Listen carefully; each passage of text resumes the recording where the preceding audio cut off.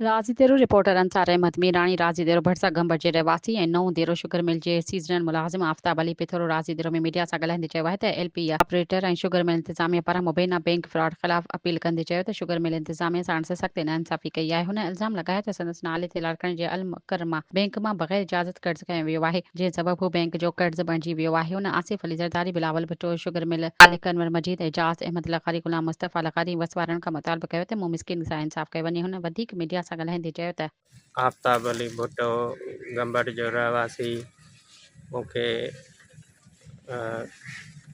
नवोदरो sugar mill में temporary seasonal job कंदो आहियां। तक़रीबन 15 साल थी विया आहिनि। मां इन हवाले सां ई एहतिजाज करे रहियो आहियां त ही नवोदरो शुगर मिल इंतिज़ामिया जेका बि मौजूदु आहे या गुज़री वई आहे, उन्हनि मूंसां वारदात कई आहे। मुंहिंजे शनाख्ती कार्ड ते हिननि बैंक खां को लोन करायो आहे। तक़रीबन उनखे 10 साल गुज़री चुका आहिनि। मूंखे हिन रीति ख़बर पई त मूं जॉब जे लाइ अप्लाई कयो, जंहिं रीति मूंखे ख़बर पई मूं लेटर आयो त तव्हांजे मथां ही कर्ज़ निकितल आहे बैंक जो, त उनजी मां जांच पड़ताल कई त मूंखे ख़बर पई त नवोदरो शुगर मिल तव्हांजे कार्ड ते लोन जे ज़रिए पैसा खयल आहे। मां ग़रीब मिसकिन आहियां, मूंखे हाणे अहलियत न आहे इहो लोन चुकाइण जी बीहारण जी। तव्हांजा लोन जा केतिरा पैसा हुया जेके हुननि पास कराया आहिनि? तक़रीबन पैसनि जो अमाउंट मूंखे कंफर्म यादि न आहे। तक़रीबन हिन महिल 15 लखनि ताईं अमाउंट थी चुको आहे। लाड़काणे जी बैंक आहे, अल मुकरमा बैंक आहे, पाकिस्तानी चौक ते ब्रांच आहे उन्हनि जी। मिया खे मां दरख़्वास्त ॾिनी, हुननि चयो त दरख़्वास्त हेड ऑफिस कराची मोकिले छॾी आहे, अप्रूवल जॾहिं मिलंदो त असां बीहारींदासीं।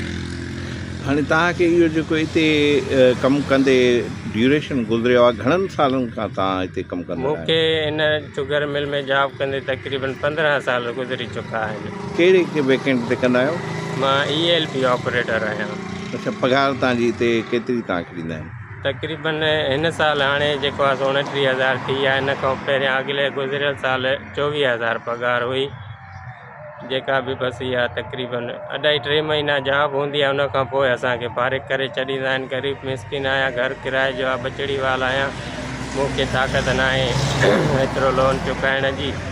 हाणे तव्हां असुल गंबट जा रहो आहियो? जी, मां गंबट जो रहो। उतां हेॾे तव्हां कीअं अचो वञो या हिते रहंदा आहियो नेंद्रे में? मुंहिंजी राज हिन में लाड़काणे में बि आहे। या हिते किराए जी जॻह वग़ैरह त न आहे? या जेका किराए जी आहे, जॻह किराए जी आहे, न मूंखे ज़मीन आहे न का बनी वारो आहे। मां ग़रीब मिसकिन हिन शुगर मिल खां पोइ पोरियो कंदो आहियां दर्ज़ाइब जो। रदो करणु चाहियां मिल मालिकनि खे, जनाब आसिफ अली ज़रदारी साहब खे, बिलावल भुट्टो साहब खे, त मूं ग़रीब सां इंसाफ़ कयो वञे, मुंहिंजो लोन बीहारियो वञे, मां कंहिं सरकारी मुलाज़िमत जे क़ाबिल बणिजी सघां।